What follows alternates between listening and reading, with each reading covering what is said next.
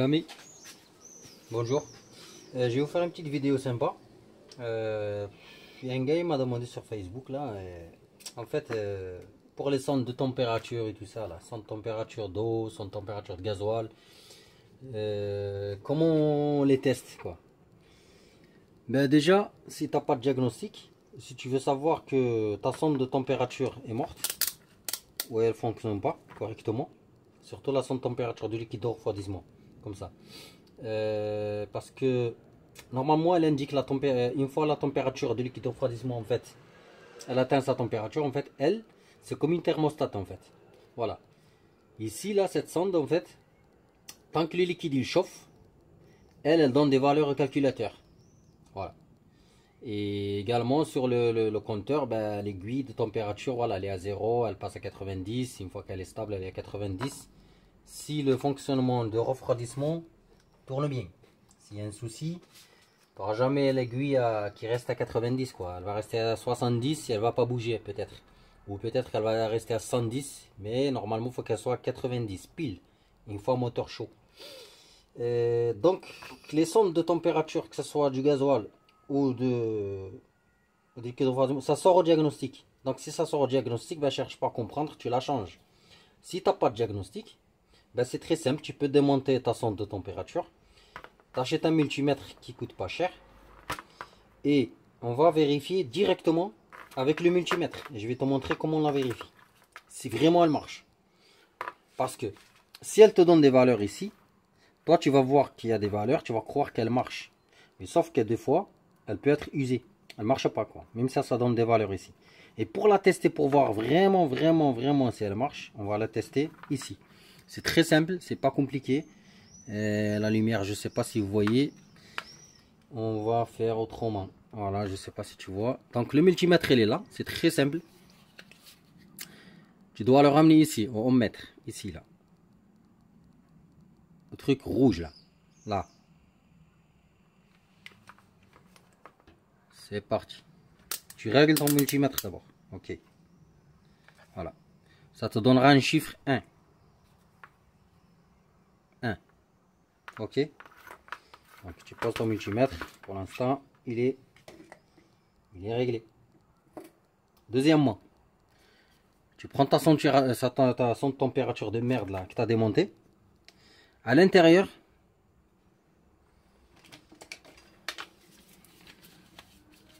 voilà. À l'intérieur, tu as dedans. Ce qui est normal, c'est la fiche qui vient se brancher ici. Voilà. C'est la fiche qui vient se brancher ici. Donc toi, quand tu prends ton multimètre, comme ceci là, tu vas essayer, peu importe le rouge ou le noir, peu importe. Tu vas essayer en fait de toucher les deux bornes. Ici, là, à l'intérieur en fait. Et tu regardes ton multimètre, ça va te donner des chiffres. On va voir. Je vais vous montrer la suite après. Là pour l'instant, j'essaie juste de mettre le merdier parce qu'ils sont un peu profonds. Voilà, j'ai mis un, le deuxième. Regarde en bas sur le multimètre, il y a des chiffres. Tu vois? Il y a des chiffres. Tu vois, toi, tu vas croire qu'elle marche. Si tu continues pas, ce que je vais te montrer à faire.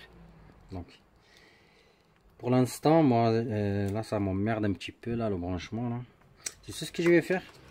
Je vais aller chercher un faisceau parce que j'ai des pièces de Golf 4.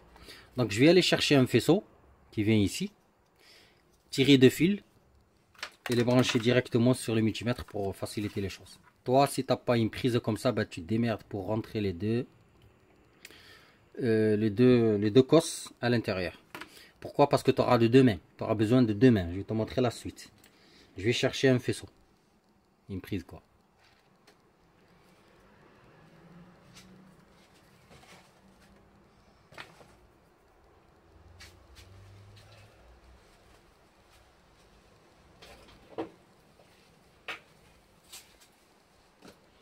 Donc voilà, j'ai trouvé une prise.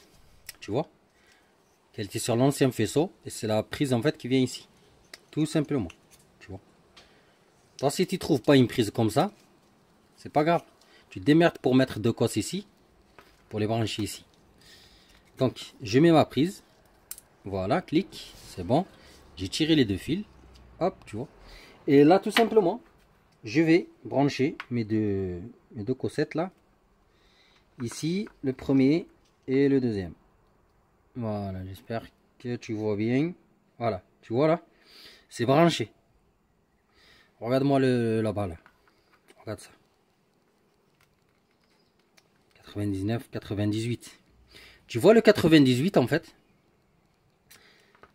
La sonde elle est froide.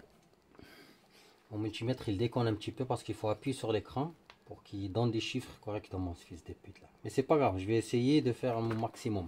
Tu prends ensuite un sèche-cheveux pour te dire que ça marche pour toutes les sondes. Attention. Donc cette vidéo elle concerne tous les gens qui veulent tester des sondes de température. Voilà, tu vois, un sèche-cheveux ou un truc comme ça pour chauffer. Moi ça je l'utilise pour faire les vitres teintées et tout ça là. Donc voilà, ça dégage une chaleur. Il faut un truc chaud. Pourquoi chaud? Parce que c'est une sonde de température, elle fonctionne avec la chaleur. Donc ici tu as des chiffres, tu vois, 117.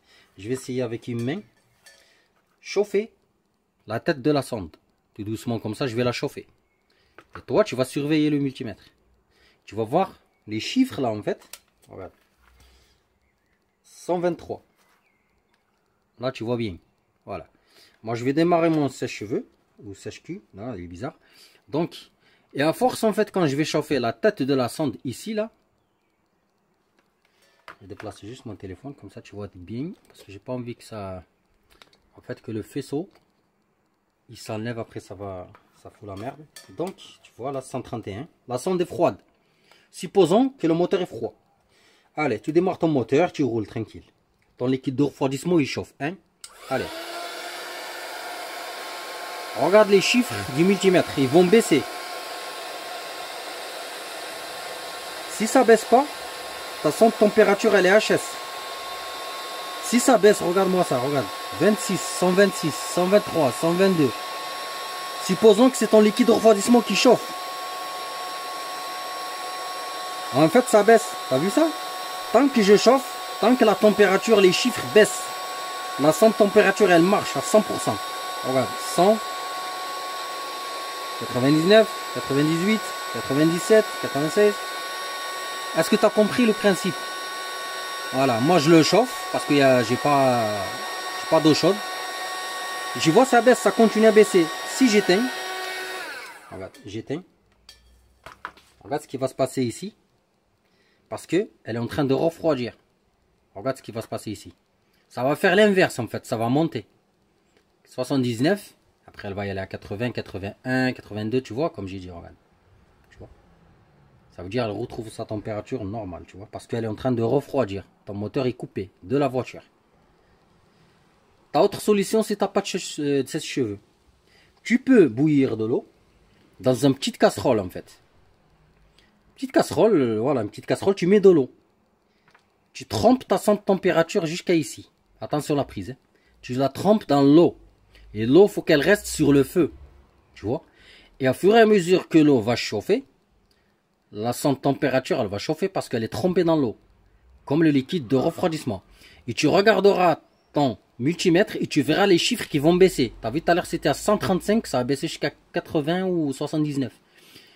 Donc ta sonde de température, quand je la touche comme ça, elle est chaude. Donc elle est là, elle est en train de refroidir. Et là, ça monte. Tu vois, regarde, 100, 101. Si je refroidis encore plus, tu vois. Parce qu'en plus, il y a du vent, c'est bien. Regarde, ça monte. C'est très simple. Au lieu d'acheter une sonde de température pour rien. Parce que je connais plein de monde qui ont acheté des pièces pour rien. Je le dis, à chaque fois je le dis, je le redis. Renseignez-vous, bordel, avant de changer des pièces. Parce qu'une sonde de température comme ça, bon, elle coûte quoi? 25, 30 euros. Mais si ta sonde de température, elle marche, pourquoi tu vas acheter une sonde de température à 30 balles que ta sonde, elle marche, quoi? C'est débile. Tu fais des tests comme ça. Tu viens voir la chaîne de Statam, tu regardes, il te montre des astuces. Voilà. Pour la thermostat, c'est la même chose. Dommage, j'ai pas de thermostat ici. Mais je t'aurais fait le test avec la casserole et de l'eau bouillante. Pareil. Tu chauffes l'eau, tu mets la thermostat dedans. Et au fur et à mesure que l'eau elle va bouillir, la thermostat elle va s'ouvrir. Il y a un ressort, elle va s'ouvrir. Ton thermostat elle marche. Si l'eau elle bouillit, que ton thermostat elle reste fermé, excusez-moi. Donc ton thermostat, elle est HS. C'est très simple. Tes sondes, regarde, elle est froide. Elle est à 134. Tes sondes, c'est la même chose. Sonde température, tu la fais tremper dans l'eau bouillante ou dans l'eau, comment dire, dans l'eau, tu laisses chauffer et tu surveilles ton multimètre. À 135 ou à 140, je sais pas, ça va baisser, ça va baisser. Tant que ça chauffe, tant que la sonde elle chauffe, les chiffres baissent. Et ça fait l'inverse. Tant que la sonde température refroidit, les chiffres montent. Ta sonde température elle marche. C'est bon mon copain? T'as compris? T'as compris? Voilà. C'est une sonde température basique. Voilà. Comme toutes les sondes température de voiture. Même principe, même fonctionnement. Voilà. Et après, il y en a qui ont 2 prises, il y en a qui ont 4 prises. Voilà. Toi, tu testes avec les fils. S'il y en a une qui a 4 dents, parce que je sais qu'ils vont me poser des questions sur les commentaires, et ben, tu cherches les 2 fils, ou tu regardes ton faisceau, tu as un marron, tu as un rouge. De toute façon, c'est un plus, c'est un moins. Et tu as un fil qui va au compteur, un fil qui va au calculateur. Tu as 4 fils. Sur les voitures récentes, ils n'ont mis que 2. Voilà. Et voilà. Donc, tu cherches quand tu trouves le chiffre 1. Tu mets ton multimètre ici.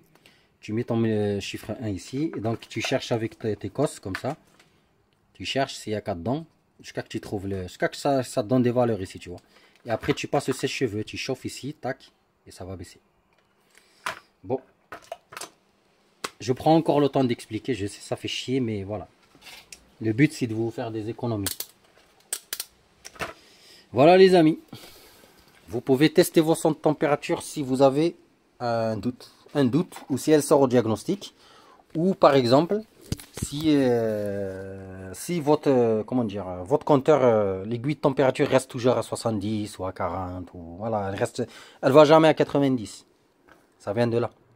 Voilà, une voiture normale qui fonctionne bien, température normale 90, même si tu tapes 20 000 km de conduite, 90, un bon fonctionnement du refroidissement.